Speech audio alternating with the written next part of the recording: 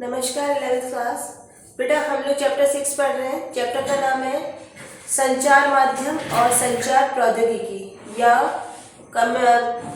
Communication media and communication technology.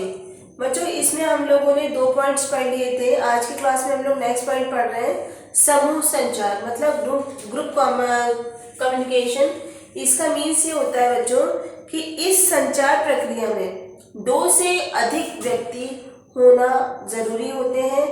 समूह संचार जो होता है आपस में एक दूसरे के साथ अपने विचारों को, अपने दृष्टिकोण को एक दूसरे के सामने प्रकट करते हैं और सामूहिक निर्णय मतलब जो सब लोगों की एक साथ जब राय बनती है तब सामूहिक निर्णय को सुनकर बनाने में अपना निर्णय बनाते हैं और आत्म अभिव्यक्ति का अवसर देते हैं।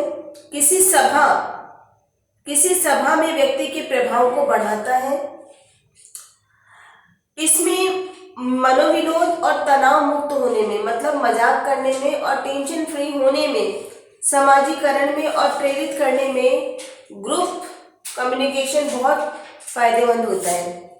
समूह संचार को बढ़ाने के लिए कई प्रकार के दृश्य मतलब ऑडियो विजुअल एड दृश्य श्रव्य साधनों का उपयोग किया जाता है। बच्चों जो हमारा नेक्स्ट कम्युनिकेशन है वो है जनसंचार।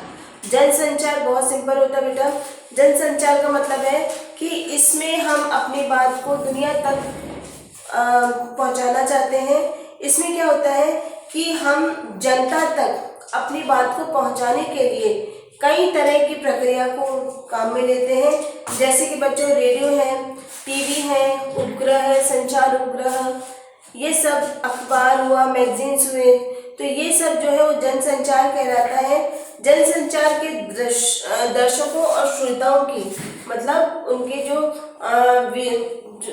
जो दर्शक हैं उनकी और जिनको सुनने वाले उनकी संख्या बहुत ज़्यादा होती है और ये बहुत ज़्यादा फैले हुए होते हैं।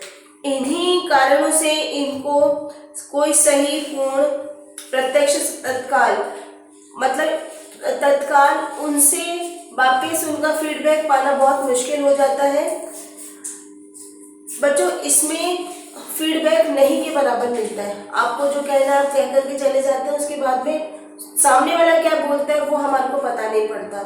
नेक्स्ट है अंतर संस्था संचार। इसमें क्या होता है कि बच्चों संस्था का संचार सुव्यवस्थित और संगठनों में होता है। मतलब ये होता है जैसे अपने स्कूल का है समय कि अपनी क्लासेस के अकॉर्डिंग ग्रुप बने हुए हैं, सब्जेक्ट के अकॉर्डिंग ग्रुप बने हुए हैं, उसी के अकॉर्डिंग आपके पास सारी इन्फॉर्मेशन पहुंच जाती है। अगर कोई टीचर पहुंचाना चाहे या पर्टिकुलर प्रिंसिपल मैम या डायरेक्टर से जो भी आपको पहुंचाना चाहते हैं वो हमारे ग्रुप के अकॉर्डिंग मैसेजेस कर देते हैं। उसी तरह ये भी होता है कि अंतर संचार संस्था के अंदर संस्था का संचार सुव्यवस्थित संगठन में होता है। मानवों की तरह जब लोग एक साथ किसी संस्था में काम करते हैं या संगठन में काम करते हैं तो संस्था भी संबंध स्थापित करती है और उन संबंधों को पूरी तरह से निर्वाह करती है मतलब मानती है उसको। ये अपने माहौल में और अपने विभागों और अनुभागों के बीच में संचार अलग अलग तरह से अलग अलग स्तर पर करती है। प्रत्येक संस्था के पदों को अलग अलग स्तर और पद के अनुसार होता है जो सामान्य उद्देश्यों की प्राप्ति के लिए बनाए जाते हैं।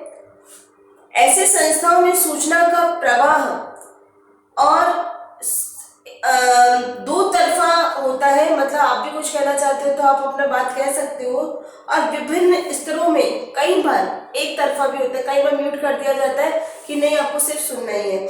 इसके बाद में बच्चों नेक्स्ट है वो है अंतः संस्था संचार। इसमें क्या होता है इसका संबंध किसी संस्था द्वारा अन्य संस्थाओं के साथ होता है। मतलब आपका स्कूल का कम्युनिकेशन और भी किसी के साथ चल रहा है तो इसमें अन्य संस्थाओं के साथ आपसी सहयोग और समन्वय के साथ काम किया जाता है और अपने लक्ष्य को प्राप्त किया जाता है। उदाहरण के लिए देश के विकासात्मक कार्यकलापों में तकनीकी और वित्तीय सहायता दोनों ही अंतर्राष्ट्रीय अभिकरणों के द्वारा दी जाती है। ठीक है बच्चों, तो आज की क्लास में हम लोग इतना ही पढ़ेंगे।